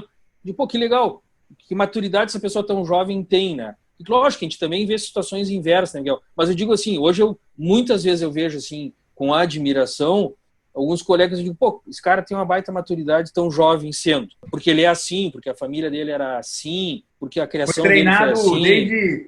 Tem 30 anos e 28 anos de treinamento, né, para fazer isso. E outros colegas, Miguel, aí vamos dizer da nossa geração, que eu hoje reencontro, e eu digo, como esses caras estão melhores. Esse cara era morrinha, cara. Esse cara era chato, esse cara era cansativo, esse cara era repetitivo, esse cara era espaçoso. Ele aprendeu na melhor escola, só que é a mais cara, né? Ele aprendeu nesse curso caro, longo, né? Não foi um short course, né? Foi um curso long term, né, cara? O cara fez um curso só que assim, eu digo, pô, que legal. O cara hoje é uma pessoa agradável de estar junto. Não é um cara que... Aquele cara que chega num evento e a galera abre, né? Sabe? Abre, né? Pô, que situação desagradável, né? E existe. Não, e se você é assim com seus amigos, imagina com seus clientes. Pô, não tem... Se a sua turma não quer andar com você, imagina os clientes, né? Então, assim, tentando responder um pouco, complementando o que a Priscila falou, né? É isso que também que tu comentaste, né, Miguel? Que a pessoa esteja atenta também às questões do crescimento pessoal, das relações humanas, coisas que a gente não está na nossa formação tradicional e que são super importantes. Hoje eu me vejo, né, cara? Hoje eu sou administrativo, financeiro, comercial da nossa empresa, que é a CRIO, né? O que eu mais me envolvo é com isso, é vender o nosso serviço, renovar os contratos, cobrar os clientes.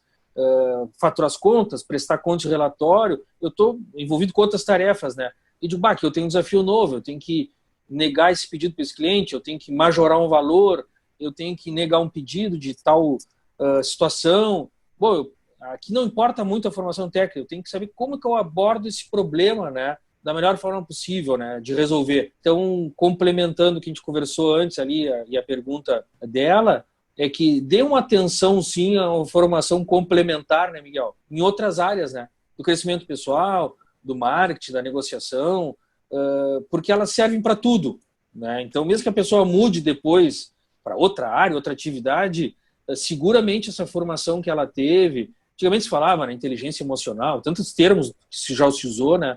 Às vezes a gente brinca e desdenha, mas são extremamente importantes. E, em último caso, se não servir nada para a empresa da pessoa, para a assessoria da pessoa, o cara pelo menos vai chegar aos 45 anos, que nem esse que eu falei, ele vai ser uma pessoa melhor. Pô, já foi um baita ganho. Não serviu para ter mais raiva, vai tomar menos temperada na cara. Muito melhor, né? Entendeu? Outro dia me procuraram aqui, Veloso, esse cliente me respondeu meio mal, já foi meio grosseiro comigo.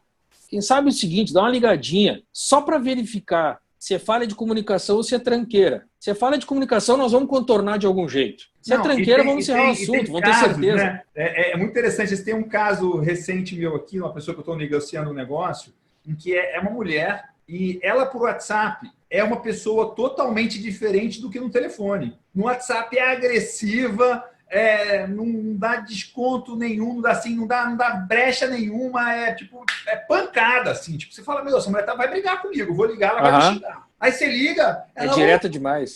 Não, quero fazer e tem maior interesse e tal, entendeu? Tipo, se fosse pelo WhatsApp, era uma guerra. Não saía nada. WhatsApp com essa mulher não, só ligando, pô. Mas é isso mesmo. E isso é um aprendizado, né, Miguel? Entendeu?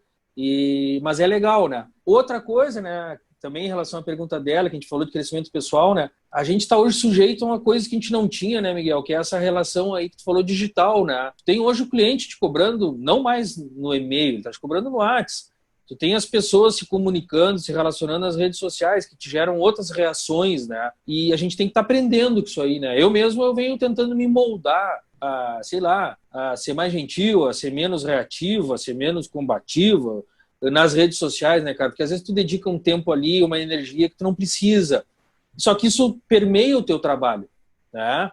Isso também, tu vai te comunicar com o teu cliente nas redes sociais, tu vai te comunicar através do sistema de mensagens, como tu falou, né? E são habilidades que a gente tem que desenvolver. E ao mesmo tempo, assim, ter uma personalidade é uma coisa importante, entendeu? Só não tem uma personalidade que, tipo, destrua a sua vida, né? Mas você, perfeito. Tipo, eu vejo o Veloso, a imagem que eu tenho do Veloso, da amizade, do relacionamento, de encontrar, de ver no WhatsApp, de ver no Facebook, é um cara inteligente, perspicaz, engraçado, né? E, inclusive, perspicaz, inteligente e engraçado, e com expressões gaúchas, né? Hoje ele usou uma expressão que eu gargalhava na rua escutando, e que ele nem entendeu como engraçado, porque ele falou assim, não, fiz tal coisa, daí me lavei e eu entendi que aí eu me dei bem, né? E eu vi aquilo, eu gargalhava dessa situação, porque não é uma expressão comumente usada. A gente fala, o me lavei assim, a gente fala muito aqui. Gaúchas que eu adoro, uma delas, a que eu mais gosto, é merece, né? Muito melhor do que falar de nada, é falar merece. Merece é incrível, né? Devia ser adotado no Brasil inteiro. Eu já vi o Veloso se envolver em várias polêmicas no Facebook, de coisas sérias e de coisas pouco relevantes, mas que isso, Veloso, é uma coisa que forma a sua personalidade. Eu tenho certeza que as pessoas gostam de você e compram você por conta disso. Você não é um leite pasteurizado, entendeu? Você não é um negócio sem vida e sem características únicas. Não, o Veloso tem opinião. O Veloso, fala. O Veloso, deve ter... E, assim, eu já vi figurões, entre aspas, aí do mercado falarem coisas que você não concorda, você ir lá e falar, discordo por causa disso, disso, disso. E, cara, isso é um sinal de visão de mundo sua, né? Que é uma visão de mundo que eu tenho também, que Eu posso discordar do Papa, eu posso discordar de qualquer figurão, eu posso dizer discordo do que você está falando, eu posso chamar, assim, por exemplo, eu não gosto de chamar ex-ministros de ministros. Certo. Tem gente que não é ministro há 10 anos e o povo continua chamando ele de ministro. Não, eu posso ser extremamente respeitoso e educado chamando ele pelo nome. Sim, seguramente. E eu posso discordar de qualquer pessoa de uma forma elegante. Né? Então, e isso, inclusive, só que quando você faz isso, você está comunicando uma série de coisas. Né? Você está comunicando, olha, eu acredito em mim. Olha, eu sou competente. Olha, eu entendo do que eu estou falando. Olha, eu tenho coragem de falar o que é necessário falar, caso seja preciso. E isso é essencial num profissional que, né, se você for ver, os seus melhores clientes, eles te veem não como um cara que entende de touro, mas como um cara que é um conselheiro confiável para o negócio deles.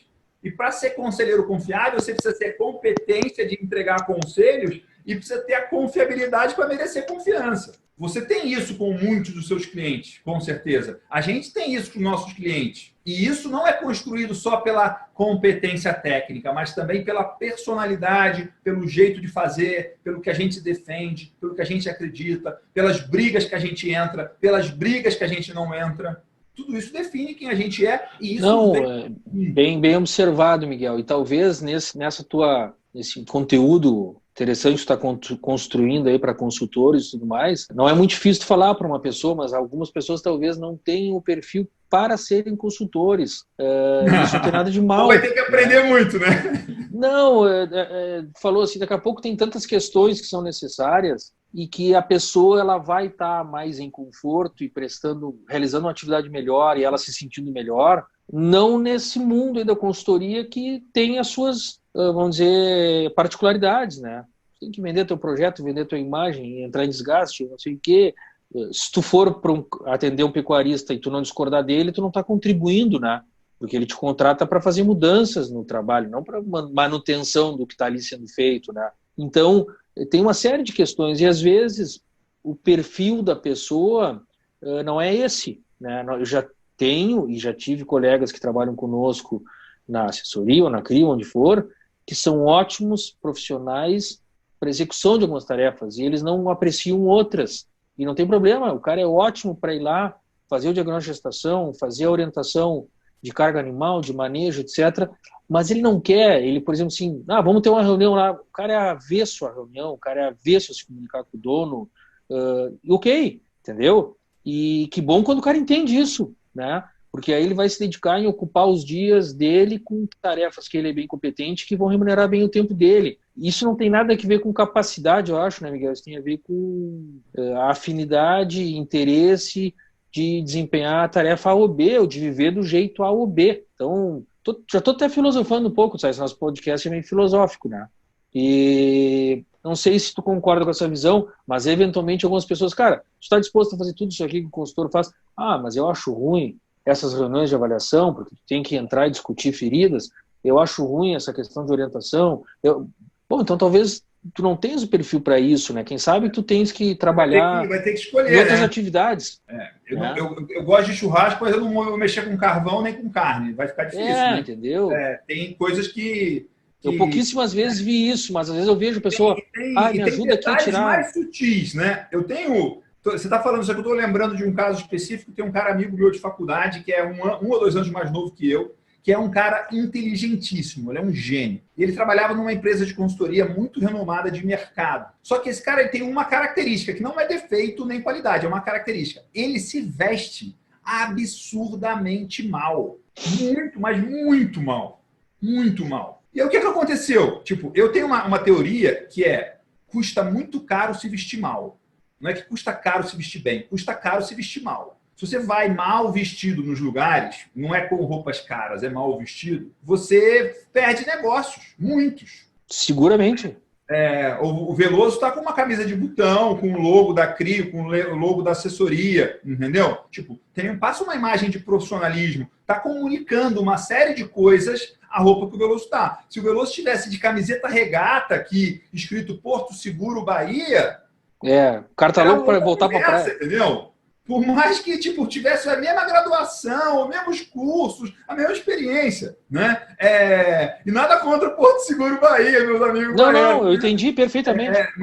E aí, assim, esse cara na empresa que ele trabalhava, os caras começaram a falar assim, cara, não dá para levar esse cara na reunião, porque se a gente levar esse cara na reunião, não fecha o negócio. Ou então os clientes olham torto. Então é melhor deixar o cara no escritório fazendo as contas, fazendo as planilhas e fazendo as previsões, e isso vai dar mais certo. Só que aí um cara desse não dura numa empresa dessa, porque a função não é só essa, né? Ele precisa fazer a conta e ele precisa fazer a previsão, fazer a análise, ao mesmo tempo que ele precisa lá defender para o cliente que aquela análise está correta, apresentar, explicar, responder pergunta. E aí ele está vestido de... Parece que ele está fantasiado. Não é um julgamento, é só uma leitura do mercado. Custa muito caro você estar mal vestido. E aí esse cara foi mexer com outras coisas, hoje mexe com outras coisas totalmente diferentes e está feliz da vida e tal. Não tem nada de errado nisso, entendeu? Mas... Não, eu te entendi, Miguel, e não é... Eu concordo contigo porque eu, às vezes, converso com pessoas que trabalham comigo nesse sentido também, né?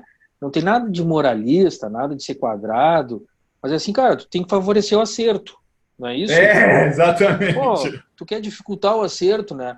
Não, e outra, se tu quer viver, cara, de forma muito alternativa, e te vestir de forma muito alternativa e sei lá, até te comunicar de forma muito alternativa, talvez tu tenha que trabalhar num meio mais alternativo. Exato. Não tem nada de mal, né, cara, entendeu? Agora, será mais difícil, talvez, tu trabalhar num meio que é mais conservador, que alguns padrões estão mais estabelecidos, né? Entendeu? Concordo contigo, não é essa situação, né? Então, é verdade, é uma inadequação. E ele vai ter que fazer muito mais força para conseguir o que o outro lá, perfil médio, está conseguindo, né? Pô, então tu quer fazer um negócio onde tu precisa fazer mais força, mais esforço, né? E não precisa disso, né? Entendesse? E é verdade, né, cara? Mas muito bem, já conversamos bastante. Sobre o que era essa nossa conversa toda, a gente já derivou bastante. Não entramos no coronavírus, não entramos na política. Mas... Para mim está totalmente alinhado com o que a gente falou aqui. O tempo todo a gente falou sobre o negócio de consultoria, a carreira de consultor, como você tem um negócio de consultoria robusto, lucrativo, adequado com o que você acredita, alinhado com seus valores. Falamos o tempo todo sobre isso, né? De várias coisas que vão nesse assunto. Dá para fazer um manual de coisas... Uma coisa que eu aprendi também, Miguel, e aí tem a ver com a experiência da gente também, né? E que nem sempre a gente está em condições de atender tudo que aparece, mas tem clientes, pecuaristas, que têm necessidades muito diferentes do envolvimento, da participação, da comunicação, sabe? Eu observo, eu tenho clientes nossos que eles não estão preocupados se eles falarem minimamente com a gente, se eles não trocarem e-mails com a gente, o que eles querem é que aquela tarefa seja feita e que ela esteja concluída no seu prazo, beleza? Tem outros que querem estar mais envolvidos, tem outros que querem estar super envolvidos, entendeu? E tem outros que querem estar super presentes, tá? Eu tenho, por exemplo, assim, eu tenho clientes que são assim, Veloso, eu não posso fazer tal trabalho na fazenda porque eu só vou lá no sábado agora. Combina com o capataz, com o gerente, faz na terça ou na quinta. Tem outro cara que é o contrário. Veloso, tu tem que vir no sábado, porque eu estarei no sábado, entendeu? Cara, e não tem certo ou errado. Mas assim, do que eu vejo que ao longo dos anos, as coisas que a gente acertou e errou em consultoria, tem que ter um diagnóstico de como são essas pessoas, um entendimento, né, do que elas esperam. Porque não adianta, cara, se esse que quer a tua presença, o teu relacionamento, a alta comunicação contigo, tu não entregar, por melhor desempenho técnico que tu esteja entregando, é insatisfatório. E o outro, cara, que ele quer muito resultado técnico, produtivo, etc. Tu gerar demandas para ele, tu ligar muito, tu procurar muito, tu envolvê-lo muito e o que ele não quer envolvimento, também não serve, tá? E isso demanda tempo, né? Tanto que hoje a gente tem clientes lá da assessoria que muitas vezes são mais atendidos ou comunicados pelo meu sócio do que eu, ou vice-versa, por uma questão de perfil, né? Tu tem mais facilidade com esse perfil do que eu. A gente até brinca, é gente tua. E não é gente tua desmerecer. Né? Tatu cheira tatu, né? Entendeu? E é na boa, tipo assim, cara, vai lá que é gente tua isso aí. Né? E o Dimas também brinca, não, lá vai ter o cara aquele, atende ele. E nunca é com demérito, nunca é ofensivo em relação às pessoas, é em relação a... Tu tens mais afinidade com esse modus operandi. Tu tem mais paciência ou menos paciência, ou tu é mais disponível, ou tu é menos disponível, o que for. E isso é um aprendizado, sabe? E tem muito a ver com os resultados, porque se tu não estiver atendendo minimamente o que esse perfil demanda, ele não vai permanecer contigo. E tu vai, muitas vezes, ficar assim, por que esse cara foi embora? Eu cumpri tudo, eu cobrei tudo, deu tudo certo, né? Bom, tu não soube identificar de fato o que ele precisava ou demandava, né? Entra um pouco essa coisa da relações humanas, psicologia, o que for. E a gente um pouco tem que aprender. E volta a questão que tu falou de crescimento pessoal e outras habilidades, de entender o que o outro está querendo te dizer. Às vezes até com o silêncio dele, né? O cara não me diz nada. Cara, ele está desconfortável. Tu tem que entender por que ele está desconfortável, né? Ele pode estar desconfortável com a tua ausência ou com a tua presença. Com certeza. Ô, Fernando, tem mais uma pergunta para te fazer, pensando também nessas dicas que a gente pode dar para quem está assistindo a gente. Que erro que você acha que é o mais comum em um negócio de consultoria? O que você acha que as pessoas têm que evitar?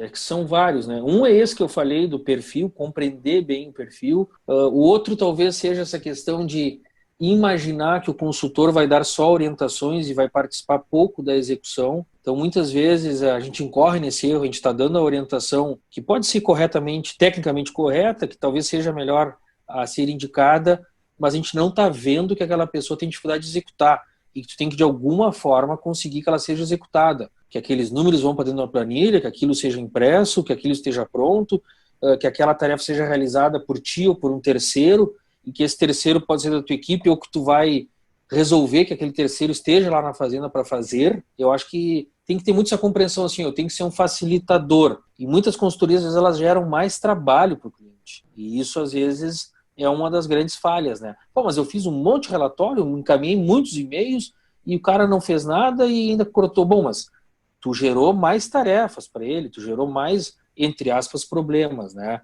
Então, essa do perfil, essa de realmente entender se ele precisa mais de orientação ou apoio na execução, e tantas outras, né? A outra que o Miguel abordou bem, eu acho que é bem importante de ter clareza em informar o que tipo de solução é oferecida, né? Eu já vi soluções em pecuárias, assessoria em pecuária. Pecuária é uma coisa monstra, né?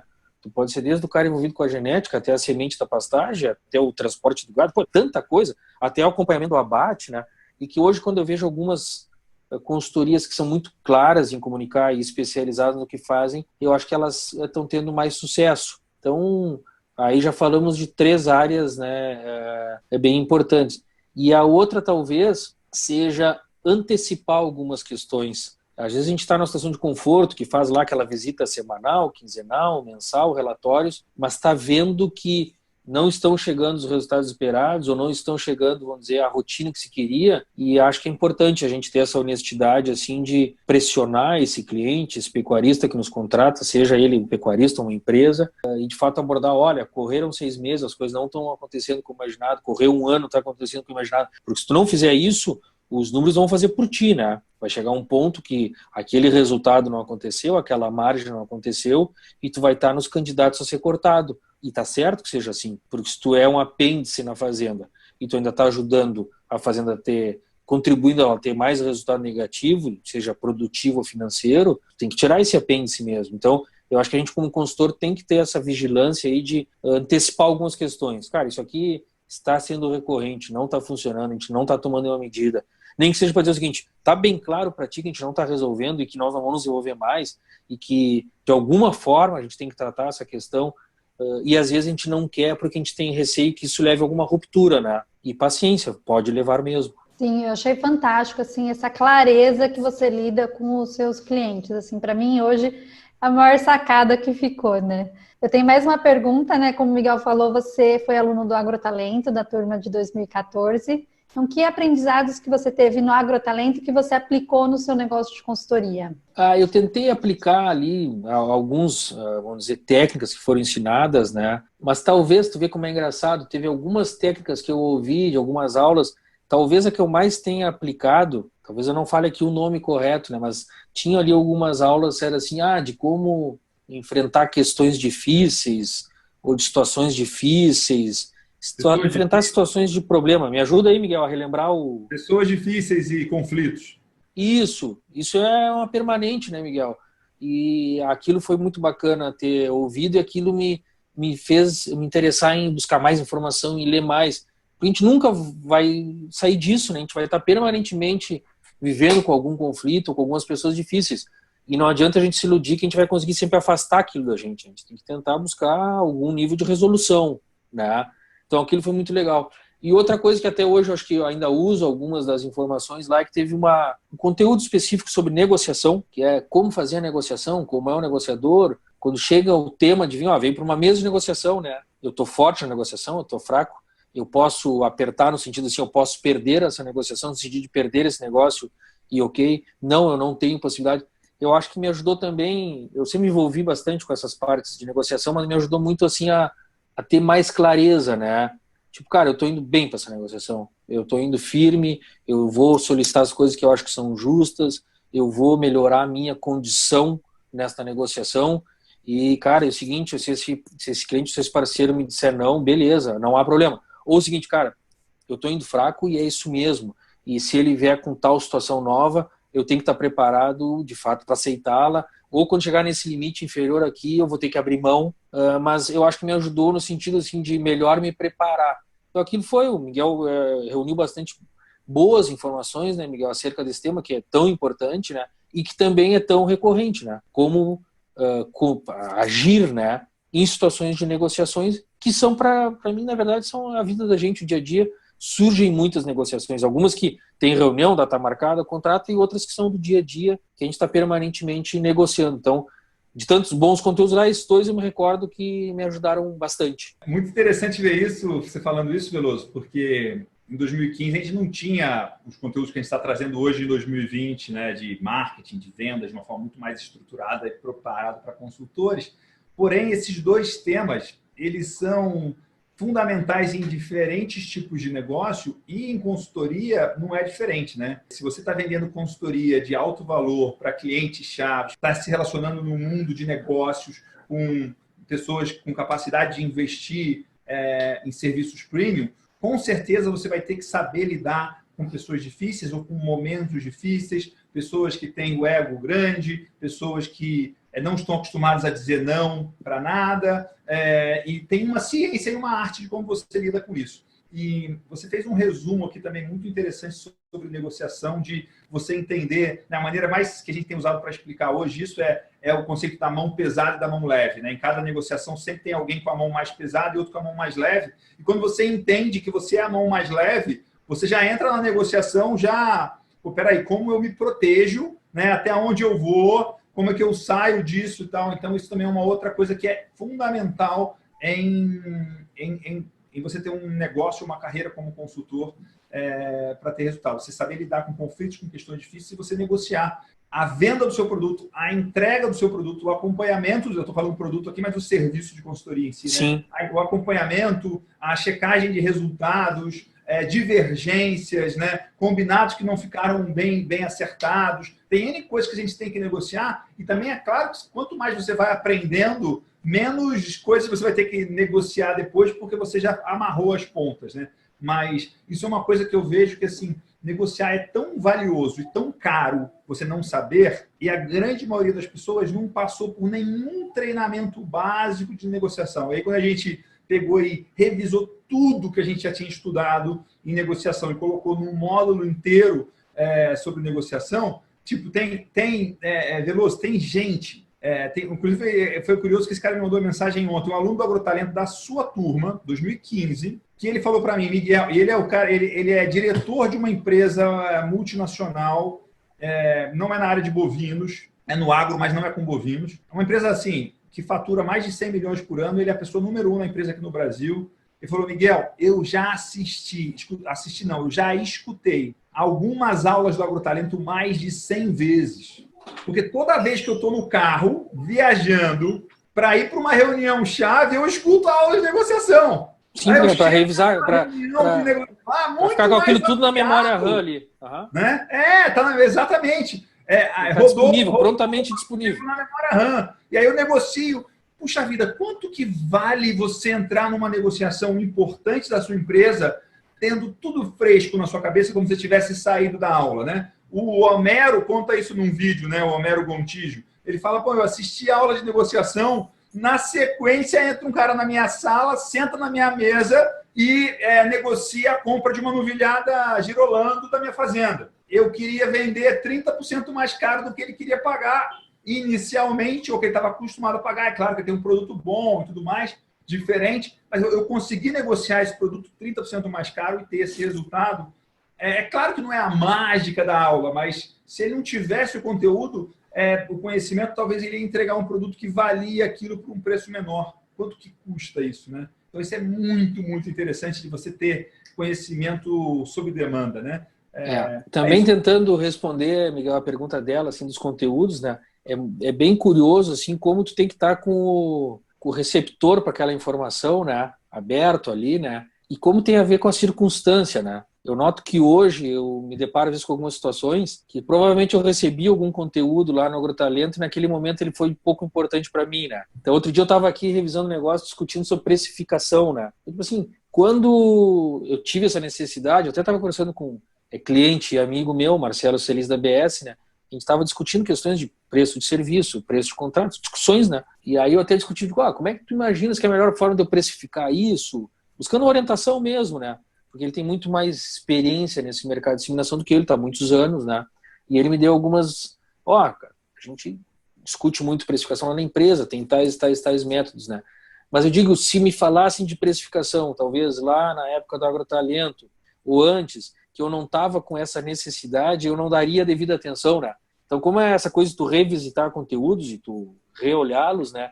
Tu sempre absorve de forma nova, né? Conforme a circunstância que tu está vivendo, o momento teu, né? Então, hoje eu vejo, assim, eu envolvido aqui com questões de fluxo de caixa, orçamentação, investimentos a serem feitos, né? Que daí a gente mudou um pouco o trabalho, tem outras perspectivas, né? Esse trabalho nosso que hoje aqui da empresa que tem uma fazenda, tem animais, tem funcionários, né? A central, ela funciona como uma pequena fazenda com outra dinâmica, né? E tu passa a ter outras preocupações, o que eu tenho que construir, o que eu tenho que fazer, e aí tu, mas esse conteúdo eu já tive, cara, até lá na faculdade acho que eu já tive, e não dei atenção, né? Então, como é interessante isso aí. Mas mesmo que tu não tenha naquela época usado, aplicado, dado 100% do teu foco e presença naquilo, quando tu retoma, eu não sei, ele estava guardado em algum lugar e tu interpreta ou tu decodifica ele, né, Miguel? Parece que mais rápido, né? Não, tá aqui, ó, eu já tinha recebido isso, não soube interpretar na época e usar, mas tá aqui, ó. E tem essa coisa da mente humana e da gente, como o ser humano, assim, e o cérebro da gente é maravilhoso, né, cara? Que apesar das confusões da gente, ele se reorganiza, né, cara? Ele acha aquela informação, ele te traz a resposta, né? E então, todos os conteúdos que eu tenho recebido aí, do curso de Agrotalento, de N podcast que hoje eu faço questão de assistir, né? São muito bacanas, assim, que eu sei que estão tendo valor. Em algum momento essa informação e esse conteúdo, esse aprendizado, ele vai se apresentar para mim. Muito bom. Veloso, obrigado, cara, por participar aqui. A gente conversou, acabou sendo uma conversa super mais longa do que eu imaginava, né? Tem muita coisa boa aqui no meio da conversa, e a conversa, eu tenho cada vez mais certeza que a gente aprende na conversa, a gente aprende na provocação positiva, vamos dizer assim, né? Essa maneira de troca, essa troca que é uma coisa que ativa muito o cérebro. Seguramente, Miguel, tu aprendeu muito ensinando, né? Que é o que as pessoas falam, né? Quando tu te obriga a ensinar alguém, tu tem que revisar, tu tem que ter confiança naquele conteúdo, domínio, né? Então, isso que a gente falou agora, a gente estava tentando trocar informações, entre aspas, tentando um ensinar um pouco ao outro, né? E no ato de fazer isso, a gente vai aprendendo e revisando, né? É bacana, né? É muito legal isso aí. Muito bom. Muito legal. Então, muito obrigado. E estou aqui fechando, lembrando os 3 E's: empreendedores, estratégia e esperança. Foi ótimo falar com você, Veloso. Bom demais reconectar aí, ter quase 2 horas de papo com você sobre temas que a gente gosta tanto, que a gente acredita tanto, que são tão raros no nosso mercado ainda, né? Tem muito poucos consultores com essa visão de negócio, com essa visão de mercado, com esse entendimento do que é o negócio deles. Entendem muito de consultoria, mas não entendem do negócio consultoria. Super obrigado, bom demais ter você aqui com a gente. Priscila, obrigado também, e espero publicar isso super em breve aí, tá bom? Um abração para vocês. Valeu, tchau, tchau. Um abraço, valeu, obrigado. Tchau, Fernando, obrigada. Obrigado, Priscila. Valeu. Tchau, Miguel. Tchau, tchau.